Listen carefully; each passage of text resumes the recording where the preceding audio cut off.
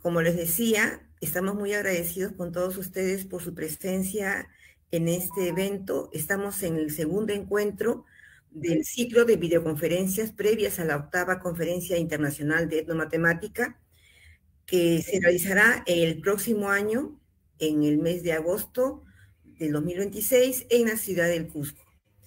Y en esa oportunidad, ¿no? Estamos aquí con el profesor Armando Aroca,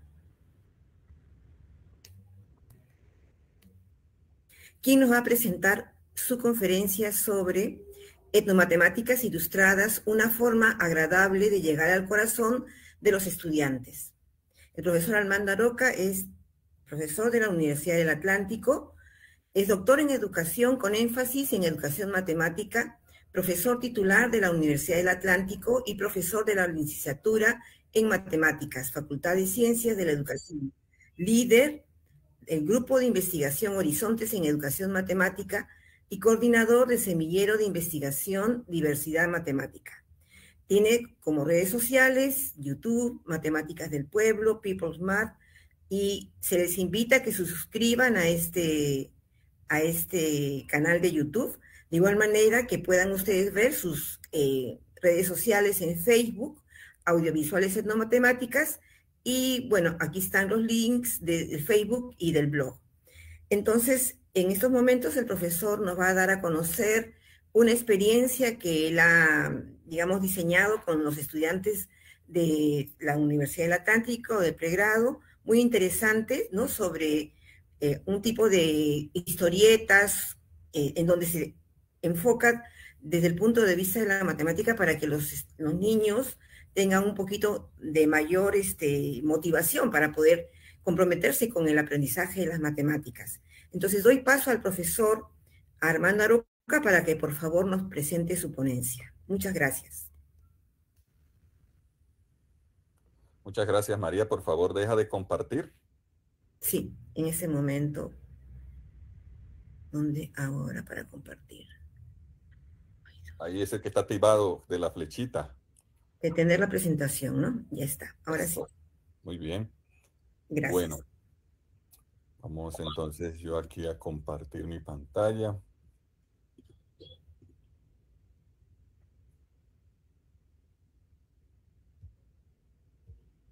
Entonces, por favor, me confirman si pueden ver esta imagen de Etnomatemáticas Ilustradas. Sí se puede ver. Muy bien. Bueno, yo, pues primero que todo, ofrecerles disculpas a María, a Camilo, al comité organizador de este ciclo de conferencias, porque pues me confié con el computador, me prestaron un Mac y, pues el Mac pide, bueno, no pude definitivamente instalarle el Zoom y, fue muy difícil. O sea, tuve un problema técnico con el Zoom. eh, y por eso fue que se hizo la migración entonces a Meet. Eh, Confiamos en que todos los que van llegando al link de Zoom, y si ustedes también saben de alguien que se vaya a conectar, pues simplemente pues se pasarán para acá, o que ustedes también ayuden a compartir el link de esta nueva, digamos, sala de reunión. Bueno, yo básicamente lo que quiero es contarles cómo nosotros estamos disfrutando en estos momentos esta nueva etapa en el semillero de investigación diversidad matemática, que está constituida básicamente por maestros en formación de la licenciatura en matemática de la Universidad del Atlántico. Después de varios meses de análisis, de estudio, de cómo íbamos a llamar esto, etcétera, etcétera, vimos una opción que lo denominamos etnomatemáticas ilustradas. Esto pasó por los nombres de caricatura, por el nombre de historieta, por el nombre de Paquito, muchas cosas. Pero al final decidimos llamarla así, etnomatemáticas ilustradas. Y ellos dieron origen a unos personajes que, que, que dentro de un momento se los voy a ir presentando. El 90% de esos personajes está allí incorporado en las palabras de ilustradas Por allí se ve Pacurrillo, se ve Capitán Tapita, Super Libra, Plin Plin Dobladín, Totumín, Libroberto, etc. Pero ahorita le vamos a dar un lugar a cada uno de ellos. El tema es que estas presentaciones, como ustedes pueden darse cuenta, ¿qué son? Esto no responde a un documento horizontal de PowerPoint, no responde tampoco a una presentación en PDF donde se pueda ver completamente toda la información. Entonces, cada una de ellas voy a estar activando y desactivando la presentación para irle dando lugar a cada uno de los pósters. Estos son unos pósters que realmente tienen medidas de 120 centímetros por 90 centímetros. Ya su primera instalación se hizo en el marco del segundo Congreso Colombiano de Etnomatemática en la Universidad de La Guajira, y ya hay varias reservas de esta sala que hemos denominado Sala Itinerante de Etnomatemáticas Ilustradas. Entonces, ¿en qué consiste la sala itinerante? Son en total 13 pósters impresos en lona, aquí le decimos lona. Entonces, tienen unas medidas, como le digo, de 120 por 90 centímetros. Y ellas se van para los eventos, se van para las escuelas, se van para las instituciones educativas. Y allá un profesor o una profesora, un conjunto de profesores de matemática se empoderan de la presentación, y son los profesores de matemáticas quienes terminan presentándole a sus estudiantes la sala itinerante Etnomatemáticas Ilustradas. Entonces, bienvenidos a la exposición, en este caso digital e itinerante, de Etnomatemáticas Ilustradas, un viaje que muestra matemáticas que se desarrollan en prácticas socioculturales. ¿Qué pensamos? Que al ustedes conocer esta propuesta, se van a dar cuenta que fácilmente, a nuestro juicio, podrán ustedes organizar ponencias para el ICEN 8 de tal manera que ustedes puedan ser ponentes desde sus prácticas, desde sus vivencias en la vida cotidiana, etc. Muy bien, entonces paso, me disculparán con esto aquí un momento. Muy bien, paso aquí, tenemos entonces aquí, quiero mostrárselo tal vez mejor así, de esta manera. Porque cuando le doy la presentación en vertical, pues el texto se satura. Ese es el problema. Cuando muestro completamente el documento se satura. Entonces vamos a irlo presentando de esta manera, lo vamos a ir analizando, vamos a mirar la estructura, vamos a ver entonces en qué consiste esto. Nosotros inicialmente pensamos en, bueno, y lo otro es que estos son investigaciones que se han desarrollado en la Escuela de Formación Semillero de Investigación Diversidad Matemática. Ya varias de estas investigaciones, por ejemplo, se hicieron hace 2 años, 2 años y medio, año y medio, el semestre pasado, etc. Pero tienen ya un tiempo significativo de trabajo de campo por parte de sus investigadores. Pues hemos aprovechado varias IA que nos faciliten, digamos, el diseño, que nos facilite la creación de los personajes, que hemos pensado en esos personajes que son como muy representativos de la práctica y que pueden entonces generar como una identificación cultural con las personas que, digamos, conocen o han visto este tipo de actividades. Como estamos viendo que hay personas conectadas de diferentes países, básicamente es hacer como una especie de analogía, una especie de contextualización en sus territorios, y seguramente podrán encontrar una posibilidad de investigar, de analizar, de preparar su ponencia para el ICEN 8. Aquí inicialmente entonces tenemos a Joselito Flautín. Joselito Flautín es este personaje. ¿Quién es Joselito Flautín? Joselito Flautín es una flauta, que aquí en la costa caribe colombiana le decimos flauta de millo. Entonces, esta flauta tiene diferentes tonalidades. No voy a entrar en esos detalles. Esta fue una investigación que se hizo por parte de Leonelis, de Martín y de mi persona como asesor. Estuvimos en campo, hicimos diferentes entrevistas y uno de los personajes que entrevistamos principalmente fue el señor Héctor de las Salas. Héctor de las Salas es un experto en la elaboración de las flautas y la idea entonces surgió de cómo presentar estos resultados de otra manera a las niñas y los niños en las escuelas. A niños que, por ejemplo, básicamente tengan la capacidad de leer y que se puedan acercar al póster y leer. Y que con la asesoría de su profesor o la discusión y asesoría con otros estudiantes, incluso con los mismos representantes del semillero, puedan comprender que las matemáticas es un producto cultural que se desarrolla en diferentes actividades y que no solamente se desarrolla en un ambiente escolar. Esto va a tener unas implicaciones muy agradables para nosotros como profesores porque los niños y las niñas comienzan a asociar estas prácticas con su vida, con su cotidianidad y de repente se activan.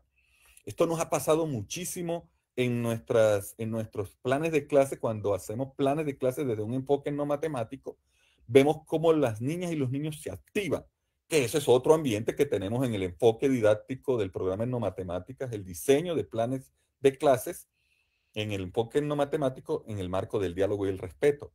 Que por cierto, ayer estuvimos haciendo el lanzamiento del 5º tomo de los planes de clase de matemáticas en el marco del diálogo y el respeto, y son libros que están a su disposición y son totalmente gratuitos. Entonces, Héctor de la Sala pues nos va explicando poco a poco digamos, el diseño de una flauta de millo. Y entonces aquí Flautín, Joselito Flautín, toma el papel de personaje auxiliar. La estructura, nosotros pensamos en una estructura de estos pósters. Pensamos en que Joselito Flautín o cualquier personaje auxiliar comienza a tomar la voz del programa en no matemáticas. Entonces, él comienza a hacer unos apuntes bien interesantes que son tomados de diferentes referentes teóricos del programa en no matemático. Pero aquí no tiene sentido decir, según Bonilla, algo que haya hecho María, por ejemplo, en no matemáticas, según Manchego, según Luciano, según Milton Rosa, según Daniel, según muchos personajes investigadores del programa en matemáticas. No tiene sentido de decir, según Bonilla 2024 manifiesta. No, porque ese es un lenguaje que a nuestro juicio tiene un poco de formalidad, de un lenguaje o de un tono académico que los niños y las niñas, pues en estos momentos, digamos, a nuestro juicio no era el más recomendable. Sin duda alguna, ustedes pueden tal vez ver aquí mucho texto en esta primera franja, pero recordemos que esto es un pendón, esto es una lona, esto es un cartel que tiene unas medidas de 90 centímetros de ancho por 120 centímetros de altura. Entonces, el texto pues se abren las imágenes, etcétera, y queda un poquito más reposado a la vista. Sí tenemos uno que consideramos debemos bajarle un poco a los textos y estamos en ese proceso. Entonces, por ejemplo, Flautín dice, hola Sofía, les enseñaré el encantador proceso de la fabricación de la flauta de millo. Entonces aquí están los personajes.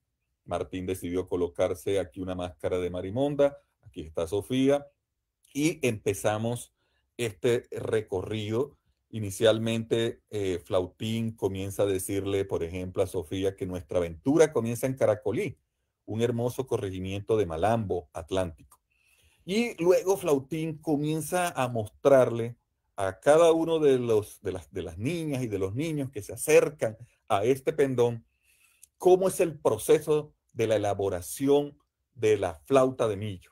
Entonces, por ejemplo, aquí se corta la caña de carrizo para crear la flauta, pero solo puede cortarse cuando hay una luna en cuarto menguante.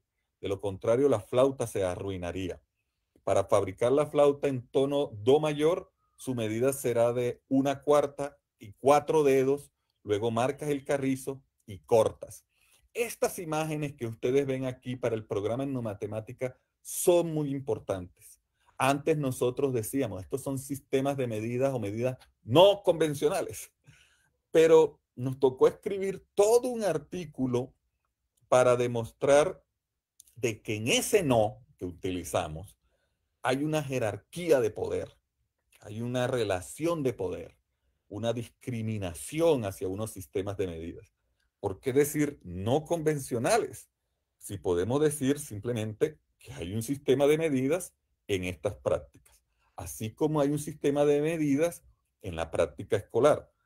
Es decir, lo que es convencional en una práctica simplemente se vuelve no convencional en otra práctica y viceversa. Entonces, un transportador, un compás, un curvígrafo, una regla calibrada, etcétera, pueden ser instrumentos y generar medidas no convencionales en otras prácticas.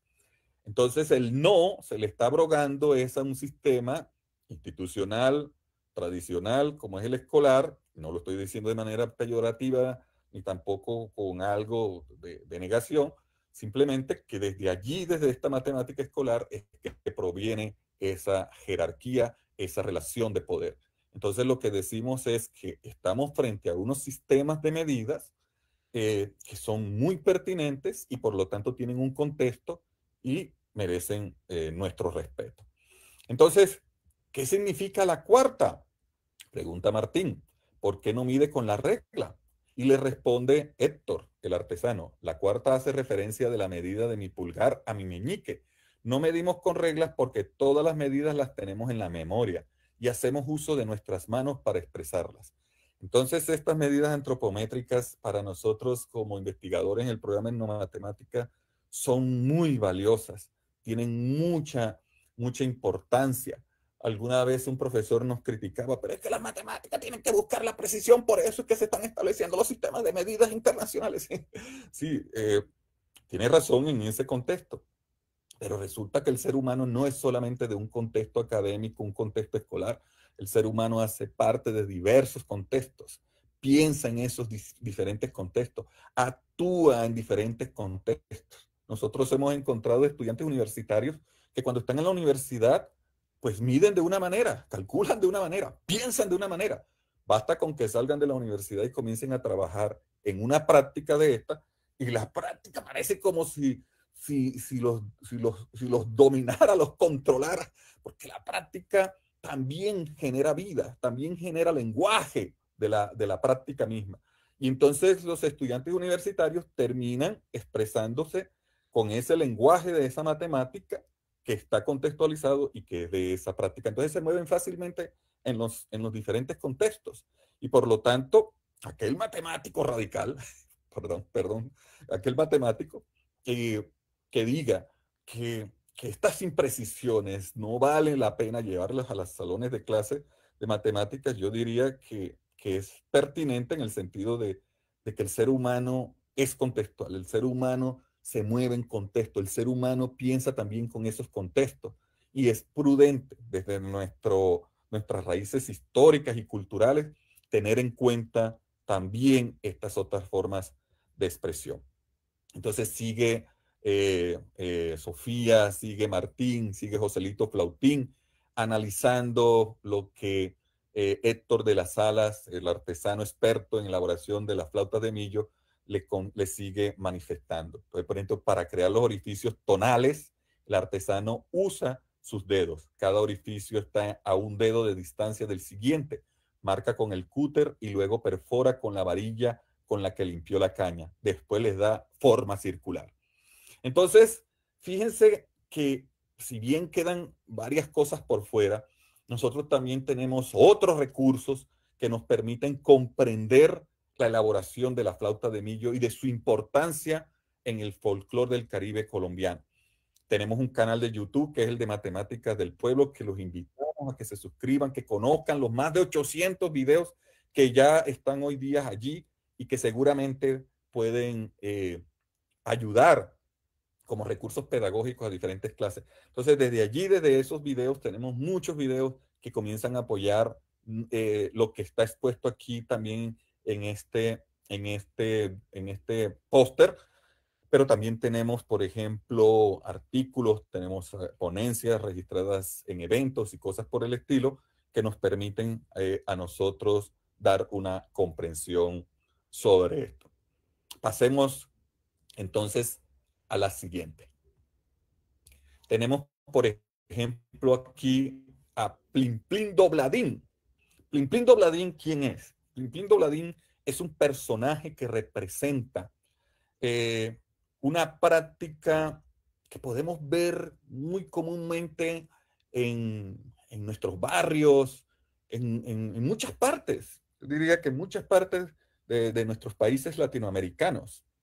Muchas de estas prácticas, si bien de pronto, por ejemplo, no se puede encontrar esta flauta de millo en otros países o en otras partes, seguramente habrán otras flautas y habrán flautas con otros materiales, otras flautas con otras maderas.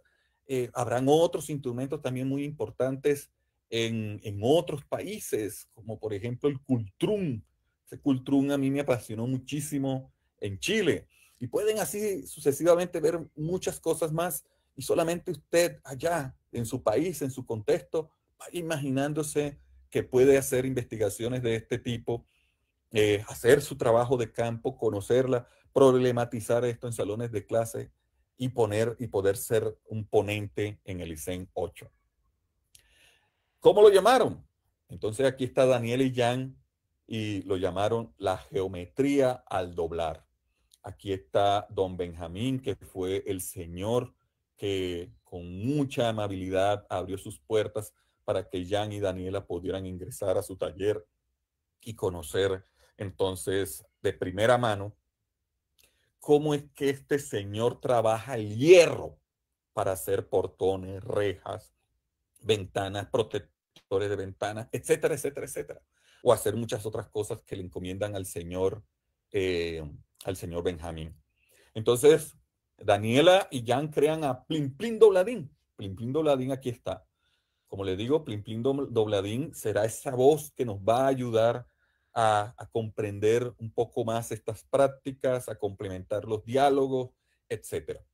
Entonces, fíjense, la estructura de los pendones muestra cómo estas ideas, estas propuestas de investigación parten desde la Universidad del Atlántico, parten de la realidad de los maestros en formación. Entonces, por ejemplo, tratamos de recrear ese instante. Profe, tenemos una idea para la creación de un artículo investigativo. Dice Daniela, es sobre el doblez de metal. Ese tema nunca lo había escuchado. Está potente, les respondí yo. Dani, le dice Jan a Daniela, un amigo me contó de un señor que trabaja el hierro para hacer rejas decorativas. Genial. Hay que ir a entrevistarlo a su taller. Bueno, yo a veces les decía, bueno, yo creo que estas expresiones de genial, wow, cosas por el estilo responden mucho a veces a imitación de las mismas caricaturas. Ahí se pasó el genial, pero digamos que a veces nosotros tenemos nuestras propias expresiones de sorpresa, de admiración, etc. Entonces llega Daniela y llega Jan al taller del señor Benjamín y comienzan a preguntarle, a investigar sobre, por ejemplo, sus herramientas. Y Plin Plin Dobladín dice lo siguiente. Aquí está el señor Benjamín mostrando esta escuadra. Como sabrán, las herramientas que están muy asociadas a las técnicas también pueden condicionar, pueden generar y en sí misma también ser objeto de estudio de un conocimiento matemático. Entonces, a esta herramienta le dice el señor Benjamín, a esta herramienta la llamo escuadra y la utilizo para hacer cortes o dobleces con ángulos de 90 grados. Y dice Plin Plin Dobladín, las herramientas también son parte del desarrollo de pensamiento matemático. Entonces, cuando ustedes, profesores, profesoras, muchachas, muchachos, que se están preparando para ser ponentes en el ISEN 8, los invitamos a que cuando hagan estas investigaciones, centren también su atención en las herramientas, en las técnicas, en los artefactos que en general, tanto tangibles como intangibles, que estas personas utilizan en sus actividades. Es clave desde el punto de vista metodológico. Mi recomendación, nuestra recomendación, es que no lleguen con un formato de lo que ya piensan ustedes encontrar allí. Por ejemplo, cómo cuentan, cómo miden, cómo diseñan, cómo se ubican espacialmente, cómo explican, cómo juegan. Estas 6 prácticas universales que denominó así Alan Bishop, a mi juicio en Latinoamérica han sido mal interpretadas.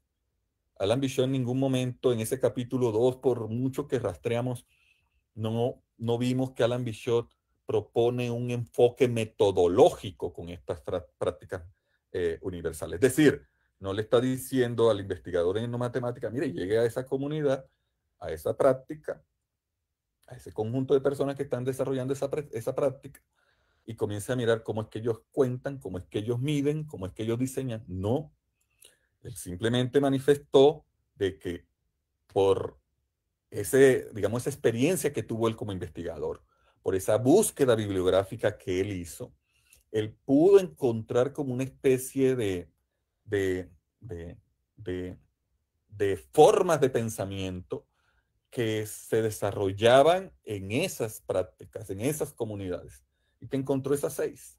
De hecho, él en algunos casos hace algunas salvedades frente a algunas de ellas, pero en ningún momento está diciendo, mire, es que si yo voy a esa comunidad, yo tengo que encontrar ahí esas seis actividades. Entonces, el señor Benjamín comienza a explicar sus herramientas, los artefactos que en general va utilizando, y va diciendo, por ejemplo, este es un molde que uso para hacer aros. Este molde lo utilizo para soldar varillas en forma de T. Este molde lo utilizo para hacer una figura llamada el panal. Aprovechamos la oportunidad y les muestro cómo es este proceso. Entonces, Lindo Bladín aquí comienza a hacer algunos comentarios que van complementando esto. Entonces, el primer paso, dice el señor Benjamín, es ajustar muy bien el molde o la prensa para que no se mueva. Ahora colocamos la varilla en el molde y la palanca para empezar a doblar. Entonces, ¿qué nota aquí Plin Dobladín? Una técnica. Entonces, las técnicas, muchachas, muchachos, profesores, profesoras, es clave que las miremos, es clave que la analicemos. En las técnicas hay muchos años de experiencia sintetizadas para buscar, digamos, el menor esfuerzo, para buscar la estética, la mejor estética, para buscar una muy buena ornamentación, para buscar un buen sabor. Por ejemplo, cuando hemos hecho investigaciones con comida, hemos visto que muchas de estas técnicas, sin duda alguna, buscan la captación de buenos paladares. Entonces, aquí dice el señor Benjamín, el siguiente paso requiere de fuerza para poder hacer el doblez. Entonces, con este tipo de presentaciones, si lo estamos haciendo con niñas y niños, nos tocará meternos en estos personajes. Digamos, actuar como ellos, llegar a estos corazones de las niñas y de los niños. Si es posible colocarnos diferentes atuendos para que las niñas y los niños puedan tener otras conexiones con estas prácticas. Hoy día estamos avanzando, por ejemplo, en cómo podemos animar todas estas historias, crear los videos animados, darle vida a cada uno de estos personajes, y seguramente ese será el propósito en el próximo año. Este año queremos que la sala itinerante se mueva en diferentes espacios. Como le digo, ya hay diferentes reservas de la sala itinerante. Entonces, aquí se vendrán otros diálogos. Nosotros vamos a compartir esto por el perfil de audiovisuales etnomatemáticas, cada uno de estos póster para que lo conozcan, y voy a avanzar para seguir presentando el resto de personajes. Aquí tenemos, por ejemplo, a Remberto Mercado, y tenemos el personaje que él creó, que es Curiosito Mayero. Yo le comentaba a mis estudiantes que si fuera por la IA, a mí ya me hubiera dado un infarto por obesidad. Tengo un problema de calvicie también serio en una de las imágenes. Tengo en otra una edad más o menos de unos 70 años. En fin, el profe Aroca tiene diferentes matices según el computador, no sé, la IA que están utilizando. Bueno, entonces, por ejemplo, Remberto se fue a Villarrosa, se fue a la laguna del Guájaro, se fue a entrevistar y se metió allá en el papel con pescadores artesanales que usan básicamente este tipo de embarcaciones. No son las embarcaciones que en estos momentos, están explotando en los mares nuestros de manera injustificada. Eh, pero son balsas que están aquí de manera artesanal en Villarrosa Atlántico, que es un pueblito que está ubicado a orillas del embalse del Guájaro, que también les conocen como la Laguna del Guájaro. Entonces, lo interesante aquí es que Remberto se da cuenta, después de entrevistar a varios pescadores artesanales que fabrican ellos mismos sus mallas, que fabrican ellos mismos sus estrategias de pesca, etcétera, cómo ellos tienen unos sistemas de medidas muy interesantes. Entonces, por ejemplo, cómo el concepto de punto cambia completamente en estas prácticas. Y eso es bien interesante porque lo que vemos es cómo esa diversidad del lenguaje matemático que hay en las prácticas nos cambia la perspectiva de un monoconcepto matemático sobre algún objeto matemático en particular. Porque cuando esos monoconceptos escolares se van a lo cultural, trascienden las comunidades, las prácticas que generan, que desarrollan estas personas, pues la riqueza en el lenguaje es increíble, la riqueza en los sentidos, en los significados. Entonces, por ejemplo, miren lo que pasa aquí. Carlos nos enseña que el material principal de la atarraya es el nylon y para tejerla se usa un tipo de aguja especial. Además, usan medidas artesanales llamadas puntos. Un punto, mire lo que dice aquí, curiosito mayero. Dice curiosito mayero. Un punto equivale al ancho del dedo índice y es aproximadamente 1.5 centímetros. Dice curiosito mayero. Entonces, aquí hay un personaje, un joven que nos dice, existe un tipo de atarraya para cada pez. Por ejemplo, para pescar viejitos, son peces, nombres locales de peces, viejitos, arencas, barbul, se usan atarrayas de 2 puntos. Para pescar tilapias y bocachicos, se utilizan atarrayas de 3 puntos. Y aquí se van presentando los diferentes peces que se pueden pescar con estas atarrayas. Y aquí, por ejemplo, aparecen las representaciones de 2 puntos, de punto y medio, que sería desde la yema, de una yema a yema, de un dedo, o del corazón o corazón. Entonces, esta medida, por ejemplo, se traslada a una madera y determina la altura de la malla. De ahí mi nombre, mallero. Entonces, fíjense, ¿qué hicimos nosotros con todo esto que les estoy mostrando? Planes de clases de matemáticas. Planes de clases de matemáticas en el marco del diálogo y el respeto. O sea, nosotros respetamos muchísimo las tradiciones que hay en los colegios. Nosotros no llegamos tumbando puertas, no llegamos desconociendo las tradiciones de la matemática escolar, no la vemos como una enemiga de la etnomatemática para nada. La vemos como una gran aliada, la vemos como otro lenguaje matemático que se desarrolla en una práctica en particular y que la ponemos a dialogar con estos saberes que datan también de muchos años y que representan muchas prácticas. Tratamos de colocar como algunas cuñas, algunos mensajes en estos pósters que de pronto se pueden salir un poco de la etnomatemática, pero que la etnomatemática misma nos ha enseñado cosas que nos sensibilizan como seres humanos. Por ejemplo, No le pidas, dice aquí el personaje, no le pidas rebaja al precio que te dan los campesinos o artesanos. ¿Acaso le pides rebaja a un supermercado?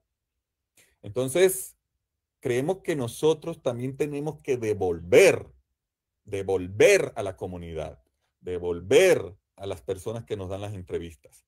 Y estamos ahora devolviendo con este nuevo ambiente de presentación de los resultados, que lo hemos llamado sala itinerante en no matemáticas ilustradas, estos mensajes. No todos lo tienen, pero uno que otro hace estos mensajes para que podamos reflexionar sobre los productos de estas personas que, como decía el maestro Viratán de Ambrosio, tratan de trascender y de sobrevivir en el tiempo a partir de estas prácticas. Entonces, creo que ese compromiso social de estos póster vale la pena también tenerlos en cuenta. Tenemos aquí al Capitán Tapitas, sus protagonistas, Yadris, quien está en Costa Rica, en estos momentos desarrollando su maestría, y Camilo Manchego, quien es el anfitrión de esta videollamada, también haciendo su maestría en Brasil. Tuvieron la oportunidad de estar aquí en la Escuela de Formación Semillero de Investigación Diversidad Matemática. Y hicimos esto. Este es un juego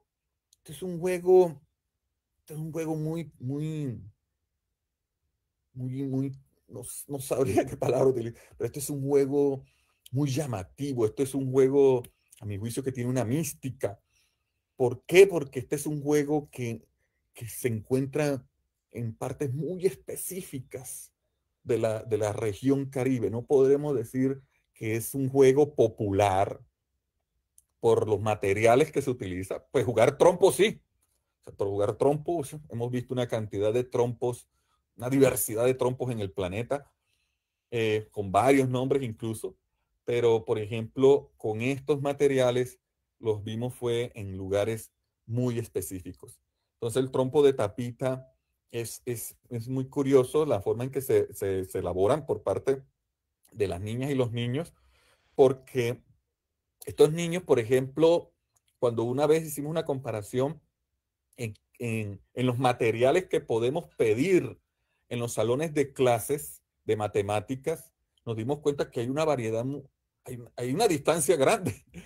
Usted como profesor de matemáticas, ¿qué puede pedir de materiales para trabajar en una zona rural y en una zona urbana? Por ejemplo, estos niños, ellos, por ejemplo, usan estos materiales para, aquí, por ejemplo, está Davis y está Johan, que fueron niños de ese momento de 12 años, ya hoy tendrán tal vez unos 15 años, en el barrio de Soledad, en el municipio de Soledad. Allí ellos fabrican sus propios trompos de tapitas y se hace básicamente con esto, miren, con estas tapas de gaseosa, estas tapas de refrescos, de botellas. Aquí, por ejemplo, si se dan cuenta, hay otros materiales. Por aquí está un cúter o bisturí, que es muy cortante, muy filoso. Hay una tijera cortopunzante, hay clavos, hay agujas, hay pinzas, etcétera. Entonces les decía que, por ejemplo, una vez estuve en una zona rural y me sorprendió mucho cómo la profesora de matemáticas le dijo a sus estudiantes que para el día siguiente trajeran un machete porque necesitaban limpiar el alrededor del salón. Y claro, los estudiantes del grado 11, más o menos estudiantes de 15 años de edad, trajeron sus machetes y todo el mundo allí nos colocamos a limpiar alrededor del salón. Y luego, pues ellos se fueron para sus casas y no hubo ningún cortado, no hubo ninguna agresión, no hubo ninguna riña con machete, no. Pero, por ejemplo, con los estudiantes urbanos, las mismas listas prohíben los elementos cortopunzantes. Eso me llamó muchísimo la atención de cómo, por ejemplo, hay una relación de los contextos con los materiales que también nosotros podemos incluir en las clases de matemáticas. Bueno, entonces aquí hay un diseño diferente. Pues se les daba a cada uno de los maestros en formación del semillero como una especie de una maqueta, de unas características, de una estructura que debía tener el póster. Como ustedes pueden ver, arriba siempre tendrá un encabezado, aparecen los personajes que intervinieron en la investigación, aparecen el personaje auxiliar, arriba pueden estar los logos que caracterizan nuestro semillero de investigación, como el TikTok, como el logo de YouTube, el logo del semillero de investigación, el logo de Facebook, el logo del blog, y que todos fueron hechos por Camilo Manchego, Camilo con K, quien administra esta videollamada. Es una persona que tiene unas competencias extraordinarias, muy admirables. Bueno, y entonces se presenta todo el proceso de la elaboración explicado por los niños, por las niñas en esta práctica. Esas voces en estos pendones son muy importantes y las colocamos tal como ellos nos las dijeron. Para eso estaban las grabaciones, las transcribimos, y entonces, por ejemplo, para armar el trompo de tapitas, nosotros hacemos lo siguiente. Calculamos el diámetro de la tapa con el papelito más largo. Marcamos el diámetro con el papelito, una marquita donde está más largo. Confirmando que la marca quedó bien, cortamos el papelito que representa el diámetro de la tapita. Doblamos el papelito a la mitad. Marcamos el punto medio de la tapita gracias al doblez del papelito. El puntico centrado está marcado en la tapita. Luego hacemos el huequito, el puntico centrado de la tapita para después introducir el pitillo. Y aquí medimos el pitillo con la altura de la tapita. Y así sucesivamente hasta que estos personajes, estos niños, comienzan a explicarnos cómo se elabora el trompo de tapita y cómo se juega el trompo de tapita, porque en esas reglas también hay un lenguaje hermoso que nos permite a nosotros comprender mucha matemática que desarrollan las niñas y los niños en cierto rango de edad. Aquí abajo, por ejemplo, aparecen los logos de la Universidad del Recinto Universitario de Mayagüez, pero también aparece el logo, por ejemplo, de la Universidad Federal de Ouro Preto, la Universidad del Atlántico, etc. Entonces, nos vinculamos allí para hacer este póster. Aquí aparece, por ejemplo, monederín.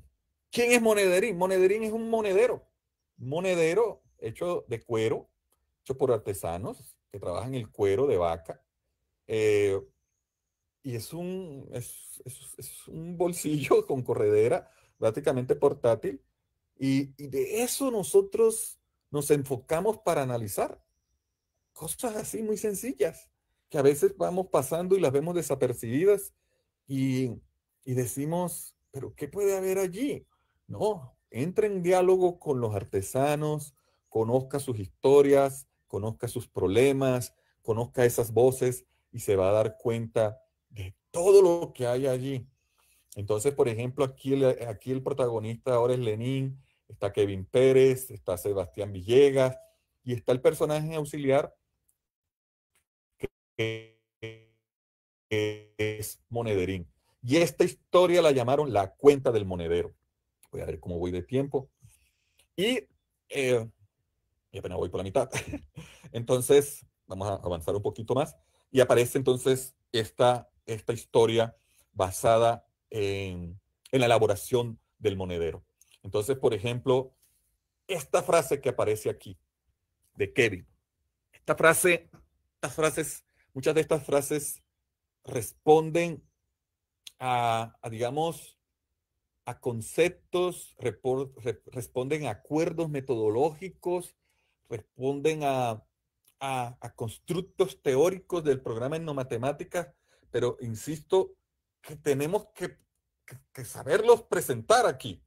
Muy probablemente habrán imprecisiones, habrán cosas que pueden conllevar a otras interpretaciones, etcétera, pero para eso son las discusiones.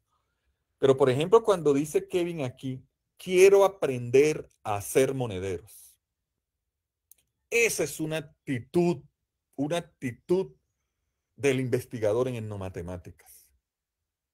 Llegar sin una actitud de aprendizaje con estas personas a nuestro juicio, no es la mejor actitud. La actitud es aprender con. Yo decía antes del CIAEN que se hizo en Perú, precisamente, aprender de los artesanos, aprender de la comunidad. Y Carolina Tamayo me hizo una recomendación. Armando, pienso que es mejor con. Inmediatamente la cambié porque entendí las implicaciones de ese pequeño cambio. Entonces, esa actitud de aprender con las personas que ejercen la práctica, de aprender con la comunidad, son actitudes claves en la investigación etnomatemática. Entonces, comenzamos y la clave es que nos expliquen cómo lo hacen. Y una de las cosas que les recomendamos mucho a nuestros investigadores es que no hagan interpretación in situ. No hagan interpretación in situ.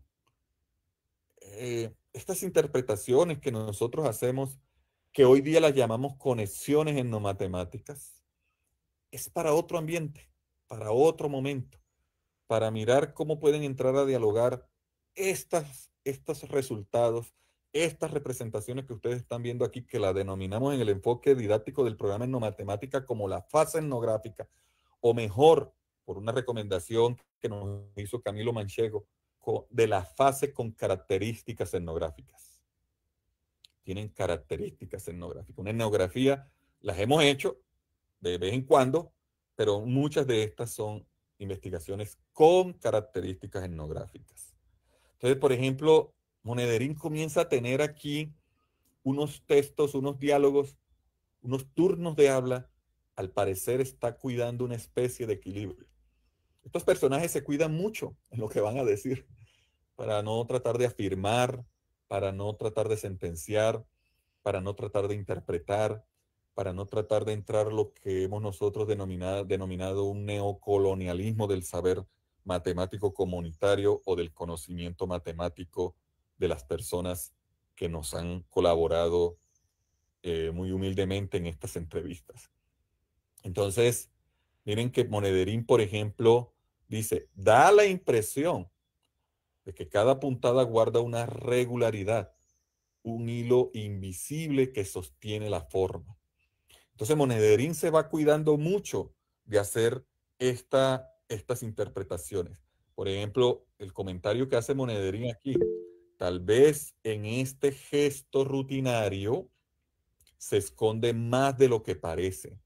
El golpe, la presión y la posición guardan un orden invisible que guía el resultado final. Y así sucesivamente.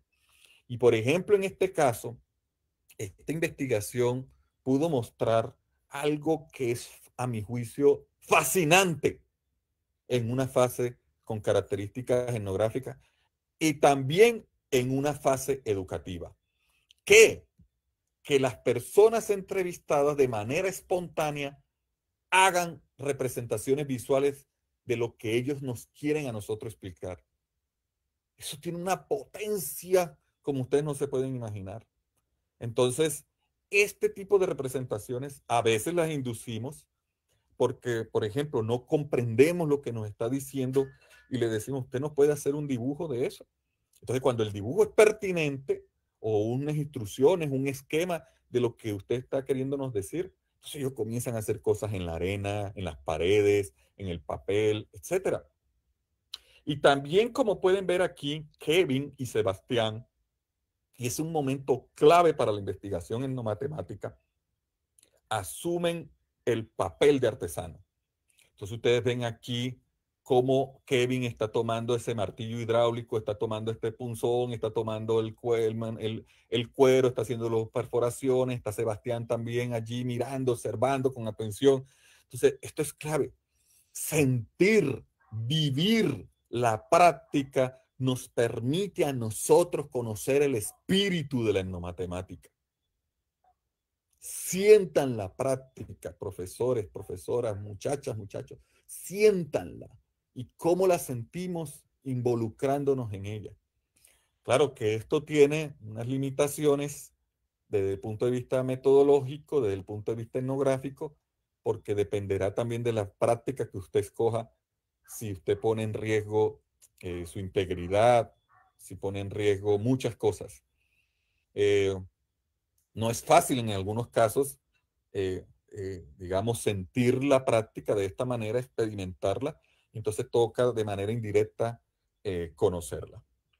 Sigo con otra investigación de etnomatemáticas ilustradas. Aquí tenemos a Totumín. Y Totumín, por ejemplo, involucró, bueno, al personaje Totumín, por ahí ya está apareciendo Totumín, con su alegría. Dice, hola amiguitos, mi nombre es Totumín, soy el fruto de un árbol de totumos. No sé si el totumo puede ser latinoamericano, no sé si está allá en varios continentes. Los invito a conocer la etnomatemática desde una práctica artesanal de Tubará. Tubará es un municipio aquí del departamento del Atlántico. Veamos cómo la cultura es un pueblo, veamos cómo la cultura aplica matemáticas en esta práctica de hacer artesanías con totumo. Entonces está Mayerlin y está Juan Pedrosa y Mayerlin Serge, y aparece el personaje auxiliar que en este caso se llamó Totumín. Básicamente, ¿a qué se dedicaron Mayerlin y Juan? A analizar las figuras, las artesanías, la práctica del señor Adolfo Coll, que él hace sobre este material de totumo. Entonces, aquí, por ejemplo, se muestra todos sus materiales, cómo él va generando, por ejemplo, estas enseñanzas, estos aprendizajes que nos dan las personas, estos artesanos. Es increíble, por ejemplo, de cómo generar un cuadrado. Entonces, la matemática escolar a nosotros nos ha enseñado una manera, pero resulta que las prácticas artesanales tienen otras maneras. Resulta que nosotros hoy día podemos generar cuadrados, por ejemplo, con software dinámico, con lápiz y papel, con algunos instrumentos, etcétera, teniendo unas características que preservar para ellos, etcétera, en fin. Pero, por ejemplo, en estas prácticas se pueden generar estas figuras planas a partir de otras formas, de otros conceptos, de otros procedimientos. Y esto es supremamente hermoso, ver cómo estos artesanos pueden ir generando lo que uno conecta con la simetría, lo que uno conecta con figuras planas, lo que uno conecta, por ejemplo, con patrones, lo que uno conecta con movimientos isométricos. Eso, o sea, esas cosas que uno conecta, no es que eso es lo que ellos hagan. Cuando uno dice que este artesano hace traslación de la figura sobre el material del totumo. No, él no está haciendo eso. Usted está haciendo una conexión de lo que está observando, de lo que él hace, que seguramente tiene otros nombres, tiene otras denominaciones, que tiene un lenguaje de familia, que tiene una conexión con un tema de la matemática escolar. Y por lo tanto uno puede demostrar incluso de cómo ese lenguaje de la matemática artesanal que está en este caso tiene muchas similitudes con respecto al mismo lenguaje de la matemática, en este caso de la geometría escolar. Entonces esto nos pareció muy interesante ver todo esta elaboración de este collar, de este dije que se le coloca allí a este cordón, etcétera. Y de cómo, por ejemplo, comienzan a aparecer otras cosas como la candela que se utiliza por aquí, esencial para poder tallar, de cómo puede ir colocando diferentes representaciones, diseños a ese dije de este collar. Aquí está la presentación. Bueno, aquí, por ejemplo, es una investigación que también le hace honor a uno de los ríos más importantes de Colombia, como es el río Magdalena. El río Magdalena mueve mucho la costa Caribe, lo mueve en sus danzas, lo mueve en su economía, en las economías locales, lo mueve también en economías muy fuertes, por ejemplo, como el puerto de Barranquilla, que es el segundo puerto marítimo, en este caso fluvial, más importante de Colombia. Cómo puede, por ejemplo, pasar por allí embarcaciones de gran calado. Nos traen mucha mercancía bueno, en fin, o sea, hay todas unas economías y unas relaciones sociales vinculadas al río Magdalena. Y aquí está Gisette y Rosalinda, quienes denominaron a su personaje auxiliar nada más y nada menos como Macondo, haciendo alusión pues a esa región, que es precisamente la región Caribe, que denomina Gabriel García Márquez en su libro de 100 años de soledad, y que un presidente lunático ha decidido retirar de una biblioteca de Estados Unidos. Este libro es supremamente importante para la literatura universal y para nosotros, claro está. Como les decía, estas IA me han movido muchísimo mi físico. Aquí estoy completamente calvo, eh, con una barba muy profusa, pero lo importante para nosotros aquí son las historias que se cuentan. Entonces, Macondo es ese personaje. ¿En qué consiste esta investigación? Rosa y Gisette, eh, muy conectadas con el río Magdalena, miraron cómo, por ejemplo, se hacen transacciones económicas en este tipo de embarcaciones que se llaman Johnson. Aquí le llaman Johnson. Entonces, en los Johnson, son embarcaciones relativamente pequeñas, donde, por ejemplo, se tasan con las personas acuerdos comerciales, por ejemplo, para el transporte de su propio cuerpo, para pasar de una orilla a otra, desde el puerto hasta otro puerto, para tasar transacciones, por ejemplo, con bultos de yuca, de maíz, de plátano, para llevar neveras, para llevar un burro, para llevar motos, para llevar un montón de cosas. Es increíble todo lo que pueden transportarse allí. Y entonces estas prácticas son muy interesantes porque se comienza a analizar como una especie de una matemática financiera local, producto de estas transacciones que se dan en estas, en estas embarcaciones. Entonces, por ejemplo, le dice Rosa a uno de los entrevistados, ¿y ustedes cómo cobran la mercancía? Y él le responde, depende, a veces por distancia, otros por cantidad. Y cuando es el costo, si es por distancia, si está cerca tanto, si está lejos tantos. Entonces comienzan a aparecer unos conceptos para tasar ese precio. Entonces, por ejemplo, ¿y cuánto si es por cantidad? Entonces, si son menos de 15 sacos, 3.000 a cada uno. Si son más de 15 sacos, a 2.000 cada uno. Entonces, comienzan a darse este tipo de transacciones relacionadas con precisamente mercancías, con objetos personales, etcétera, que se dan en estas transacciones que van de una orilla a otra orilla o de una orilla hasta otro puerto, río arriba o río abajo. Por ejemplo, aquí aparece Pacurrillo. Los autores fueron Hot y Joana.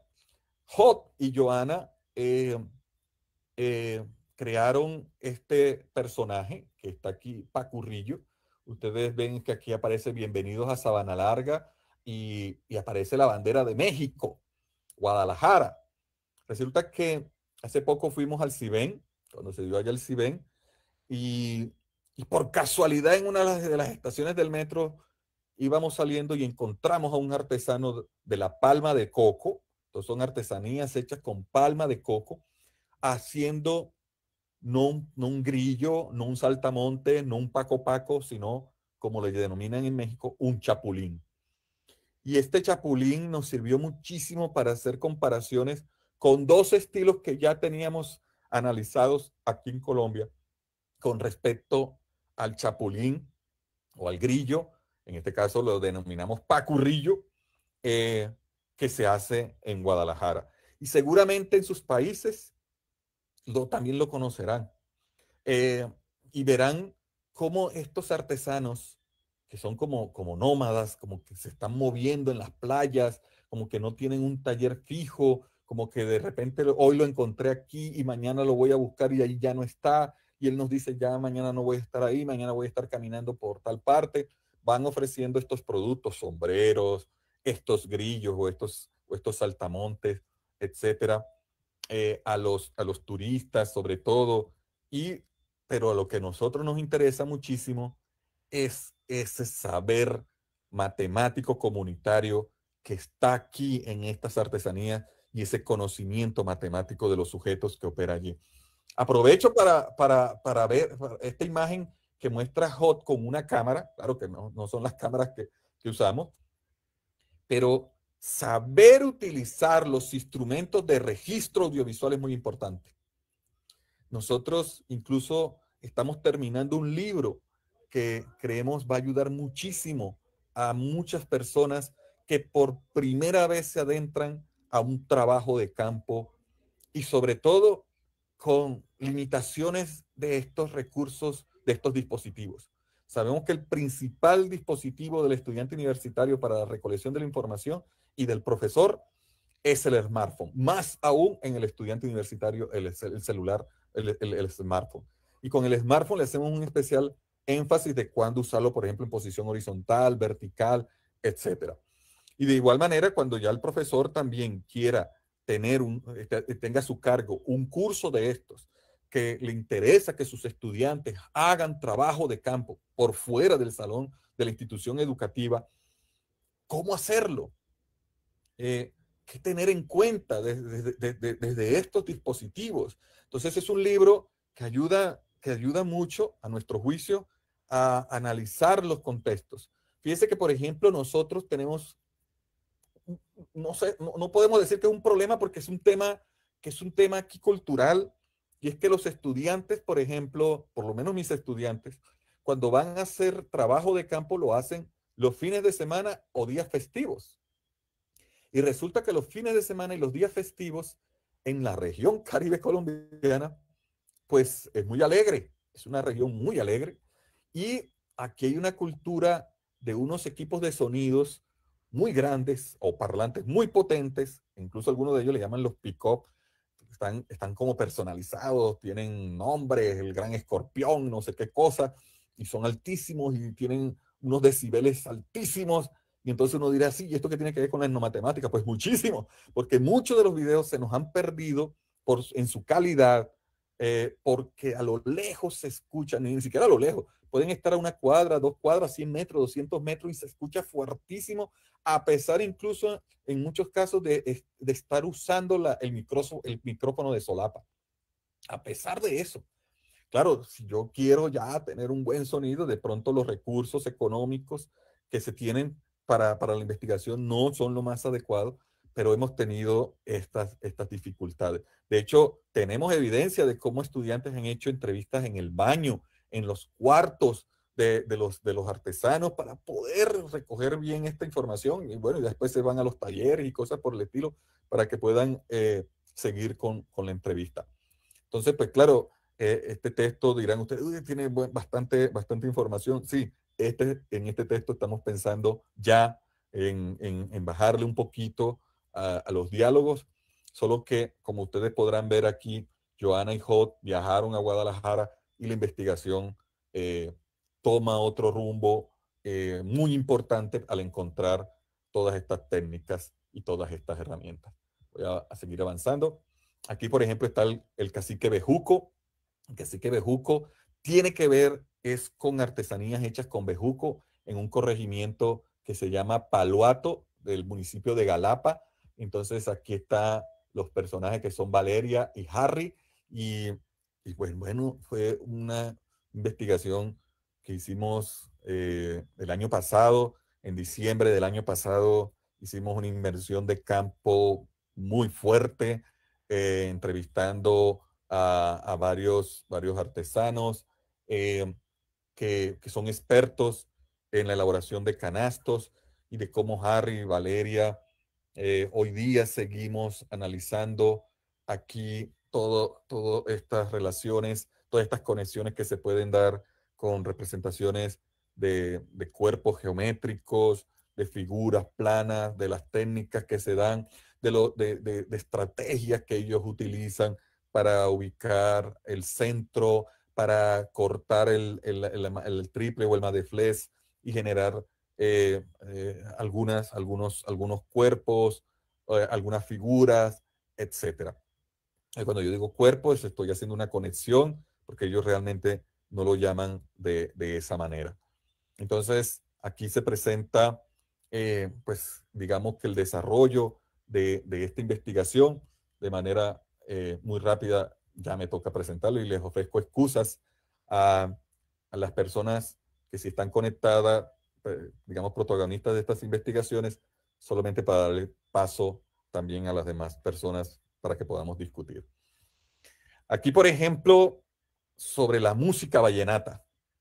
La región Caribe también se caracteriza por ser cuna de la música vallenata y básicamente tenemos 4 ritmos: el paseo, el merengue, la puya y el son.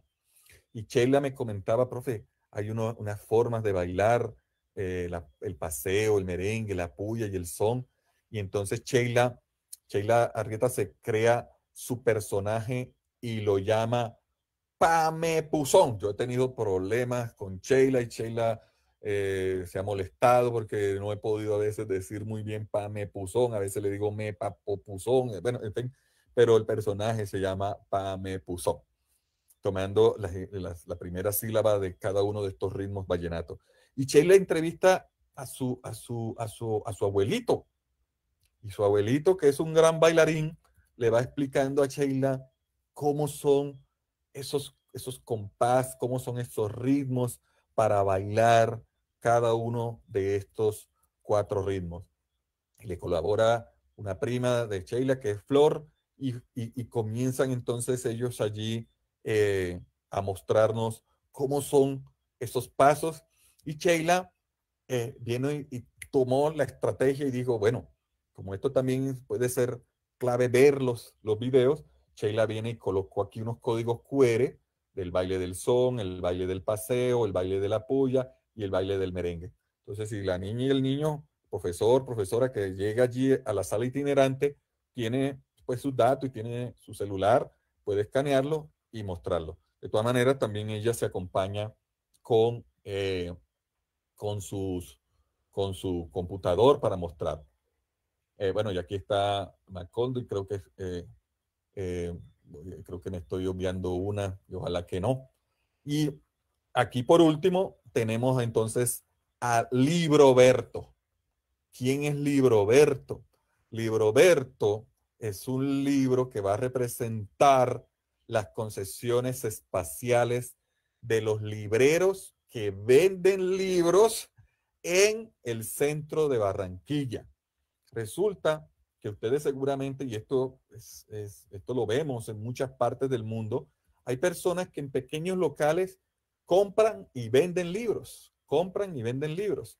Entonces, María viene y entrevista a su papá.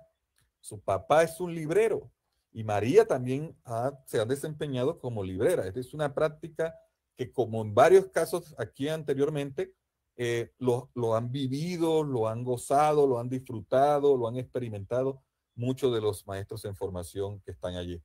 Entonces, por ejemplo, estamos trabajando mucho en estas formas de organización de los libros, de cómo se hace por colores, cómo se hace por editoriales, cómo se hace por tamaños, cómo se hace por temas, en fin, y cómo ahí aparecen varias estrategias.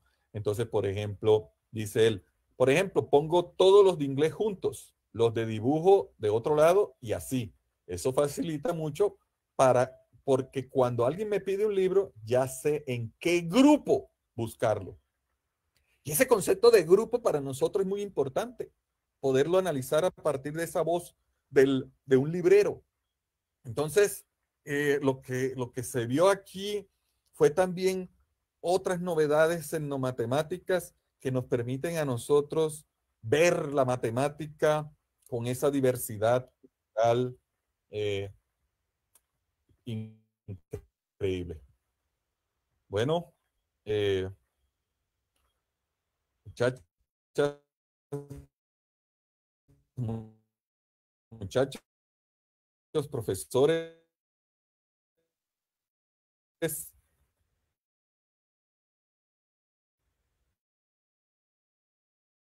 le tengo presentación y bueno, espero que entonces se abre el espacio para esto. Muchas gracias, Armando, por tu presentación. Realmente ha sido muy motivadora y bastantes historias, ¿no? Que han ustedes trabajado son varios autores de ese libro, ¿verdad? Y también, bueno, de las historietas. Son varios autores. Y bueno, quería preguntarles a ustedes si es que, bueno, en realidad les pediría que hagan preguntas al profesor Armando sobre la exposición que ha desarrollado el día de hoy.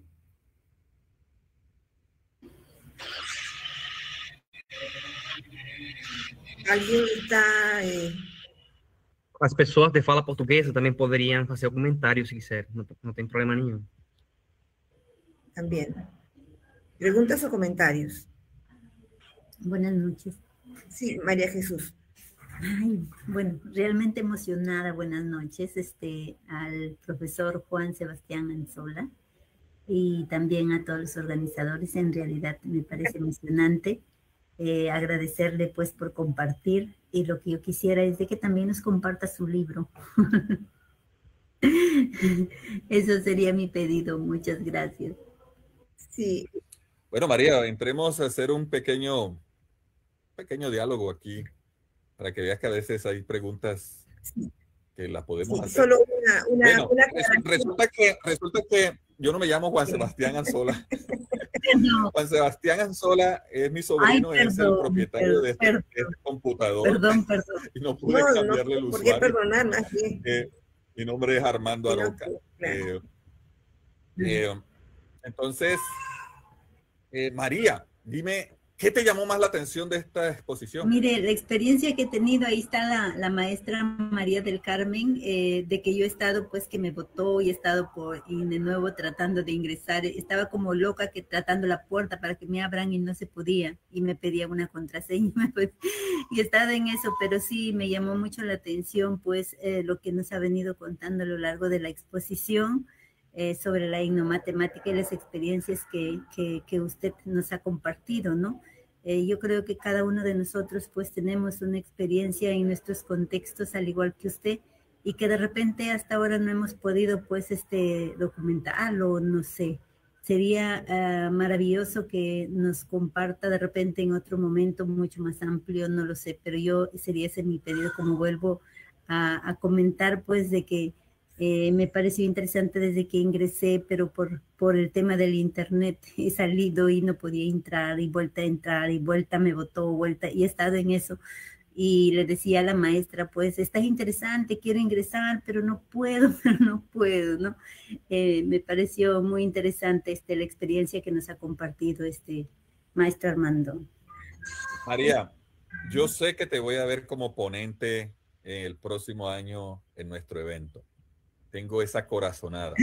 Ok, perfecto.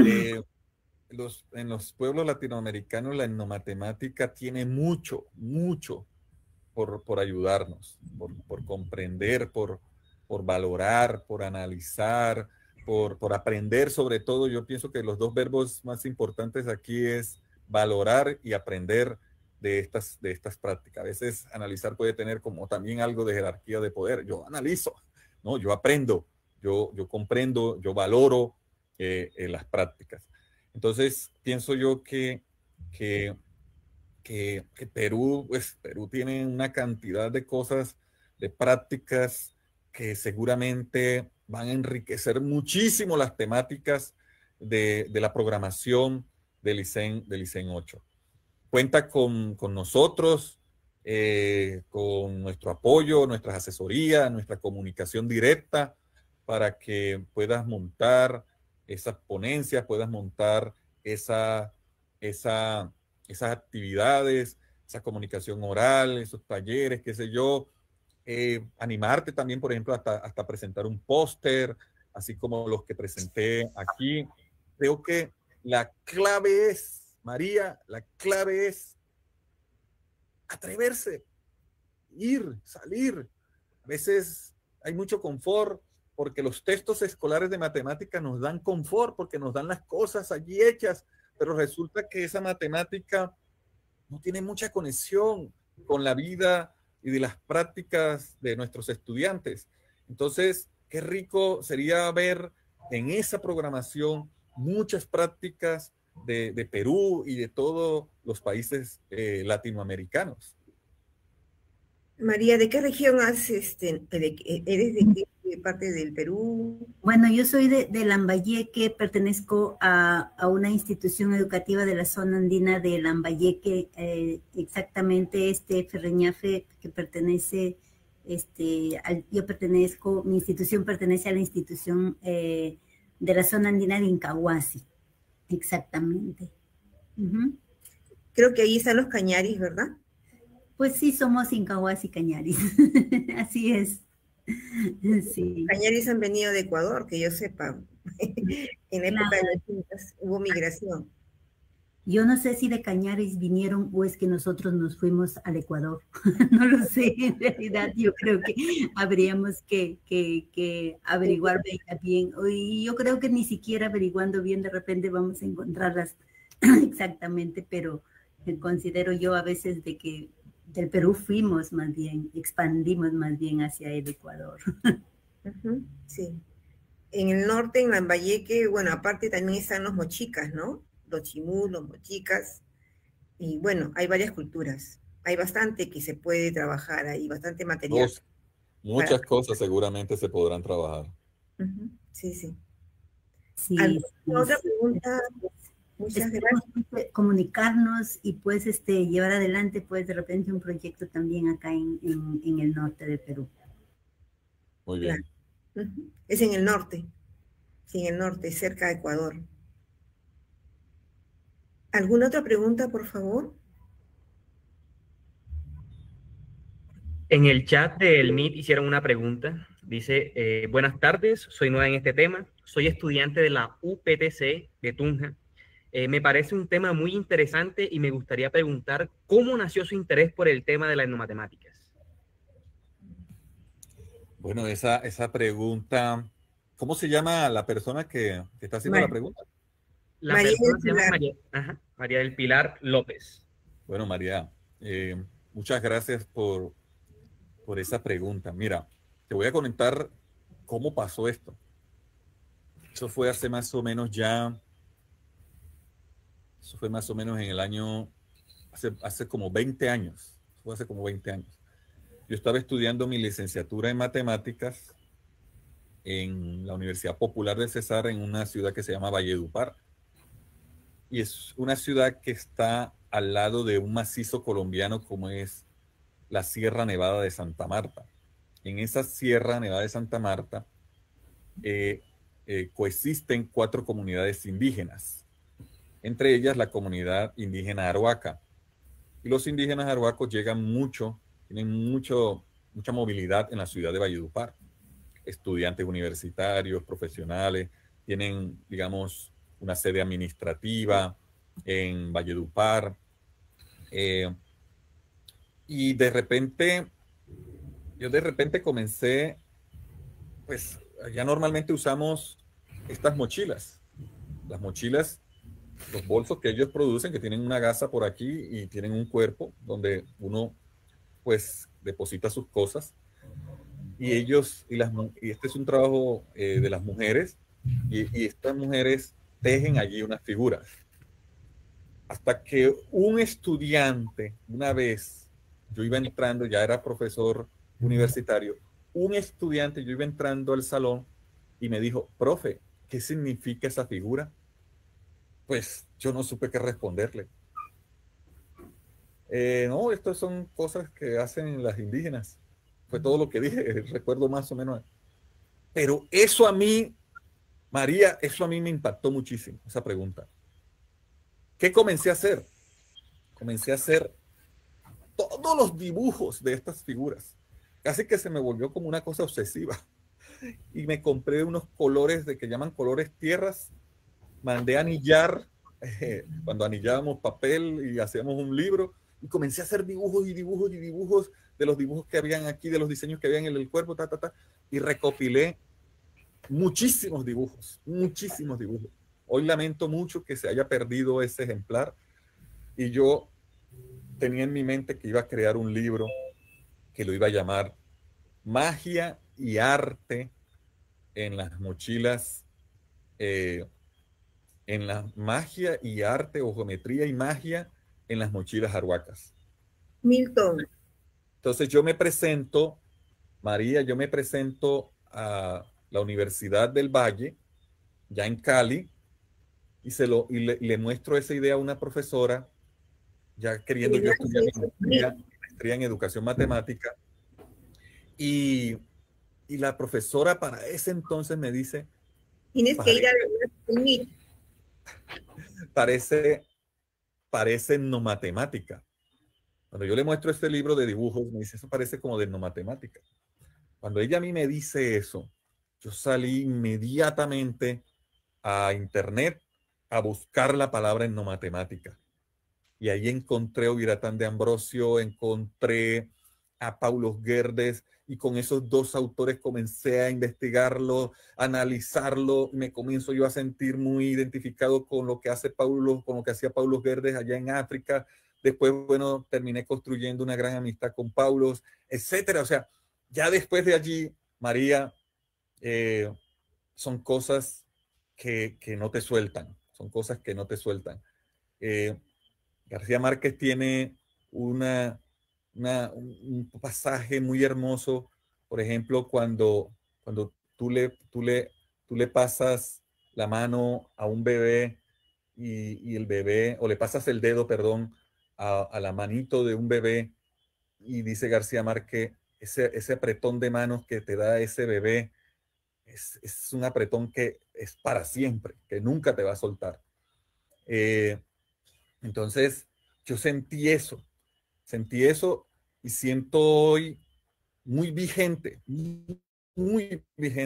el programa en no matemáticas como, para mí, el principal enfoque sociocultural de la educación matemática, por todas las adhesiones que ha tenido en el planeta, por todos los resultados que ha tenido en el planeta, por todos los grupos de investigación, los investigadores, los semilleros de investigación, los libros, los artículos, los canales de YouTube, los blogs, los perfiles en Facebook, por toda la penetración que ha tenido el programa en no matemática en los planes de estudio de formación de maestros.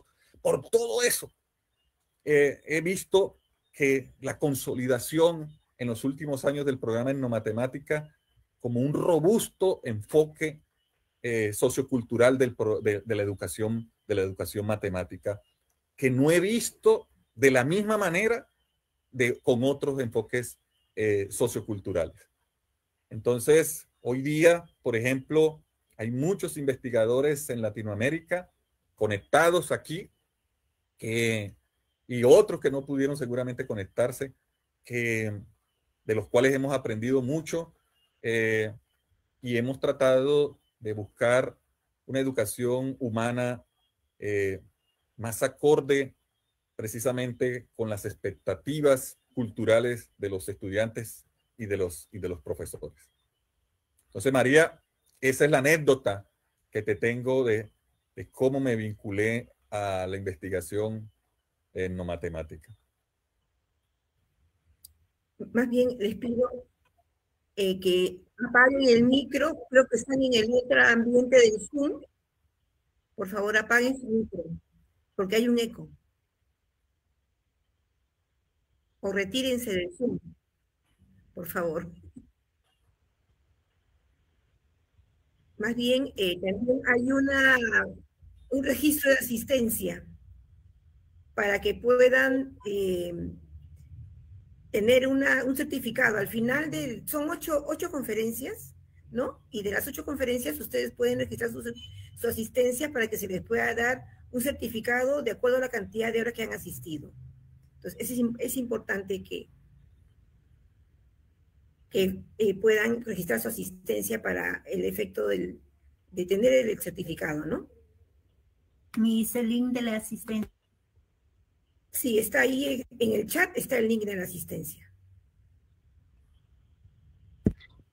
En el chat disponibilicé tanto el link de asistencia como el chat de etnomatemáticas en las Américas, también el chat que tiene que ver, el canal de Facebook que tiene que ver con el programa internacional de etnomatemáticas o el grupo internacional de programas de matemáticas. Y bueno, ahí están direccionados todos los links, cualquier persona puede acceder a ellos, igual que el link de asistencia. Queda atento. También, Camilo, te pediría el favor de que si puedes compartir el link pues de nuestro canal de YouTube, Matemáticas del Pueblo. Listo, profe, ya le hago el favor. Gracias.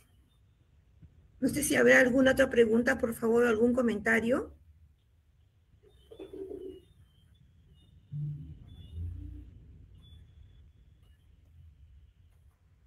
Ya.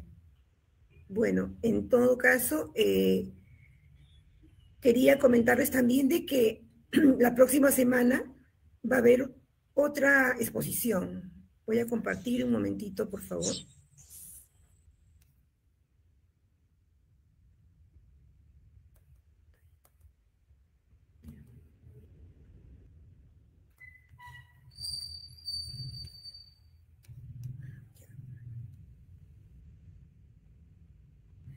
Es la presentación del día de hoy. La próxima semana, la profesora Roxana Aucahualpa Fernández, de la Universidad Nacional de Educación del Ecuador, nos va a presentar la ponencia La etnomatemática para el desarrollo del sentido numérico en el subnivel básico elemental. El básico elemental es un nivel equivalente a la educación primaria aquí en Perú. Y será pues el 31 de octubre, ¿no? Es el próximo viernes en el mismo horario. Y los invitamos a que nos acompañen en la exposición de la profesora. Como le decía, esta sería ya la tercera ponencia de las 8 conferencias que han sido planificadas hasta diciembre de este año.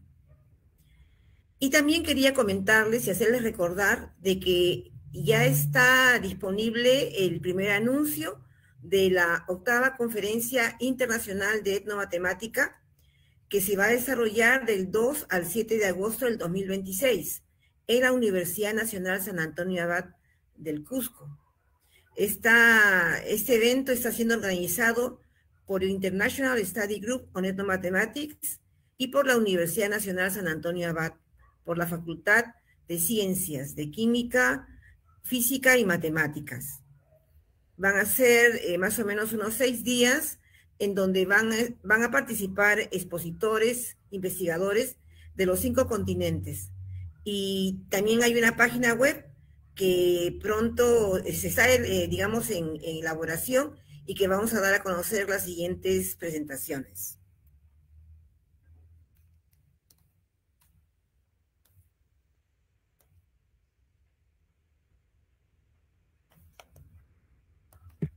Bueno, si es que no hubiera alguna otra intervención.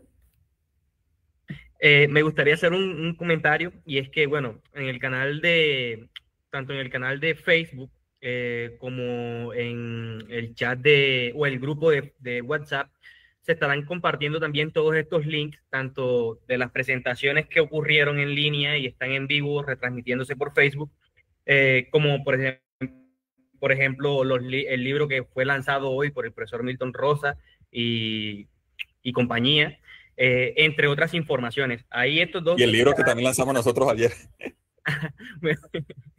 Ahí esos dos informaciones... Perdón, Camilo, ¿qué pasó, Armando? No, no ha pasado nada. Nosotros ayer lanzamos un libro. Entonces le dije a Camilo que también incluyera el link del lanzamiento de nuestro libro. Que sí. Perfecto, perfecto. Entonces voy a organizar todos esos links, tanto de libros como el canal de Facebook, lo mismo con el canal de WhatsApp, y pues para que tengan toda esa información y vayan directamente a ella. Cualquier cosa, quedaré atento. Ya. Entonces, si no hubiera alguna otra comentario de uno de ustedes, pues daríamos por terminada la reunión. Yo una vez más ofrezco excusas por este problema técnico que tuve con el computador, que implicó, bueno, muchas cosas para la logística. De verdad que les ofrezco excusas. Y más aún les ofrezco excusas a aquellas personas que de pronto no se pudieron conectar a esta videollamada en Meet por transitar desde Zoom, bueno, en fin. Y pues comprometidos con todo para un buen desarrollo del ICEN 8. Aspiramos que desde Colombia pueda darse una buena representación de asistentes, de ponentes. Y una vez más, invitarlos a que sean ponentes del ICEN 8. Entren a conocer sus entornos, sus culturas y muestren estos resultados en el ICEN 8. Métanse a la programación, miren todas las opciones que tienen ustedes allí para participar como ponentes. Hay una diversidad de ponencias. Ya el que no quiera ser ponente es porque, ¿qué será, María? No nos quiere, no quiere a la etnomatemática, entonces, pero sí pueden ser ponentes en el ICEN 8 y créanme que vamos a tratar con mucho cariño, como dicen los arhuacos, desde la palabra amiga, la evaluación de sus ponencias, de tal manera que es más formativa que punitiva. Entonces, vincúlense, estén pendientes de la programación, de la inscripción y del envío a tiempo de las ponencias. Muchas gracias, Armando, por la motivación, por el querer empoderar a los profesores peruanos y en general de latinoamericanos presentes para que participen en el próximo evento que va a ser en agosto del 2026. Y yo sé que va a haber bastante participación de Perú. Veo que hay mucho interés de los profesores que están presentes acá y estuvieron también en la conferencia el profesor Milton Rosa, y también la próxima semana también seguro que van a participar con la intención de entender un poco más sobre cómo es el trabajo, el programa de investigación etnomatemática, ¿no? Y de esta manera lo tengan más claro. Y como dices, siempre yendo a la realidad, a la cultura, tomando el contexto, ¿no? Para poder, a partir de ese contexto, presentar propuestas didácticas relacionadas con el contexto en la que se enseña matemáticas utilizando, pues, los conocimientos de la cultura, ¿no? Entonces, sería todo. Muchas gracias. Muchas gracias a ustedes también. Muchas gracias. Seguimos caminando. También a Milton Rosa, que está presente, a la profesora Marta Villavicencio. Y muchas gracias también a Camilo Manchego y a Luciano por todo el apoyo que dio para que esta videollamada no naufragara. Sí, gracias con el Zoom. Compartir. Muchas gracias. Saludos a todos los presentes. Saludos a la doctora Martita. Chao.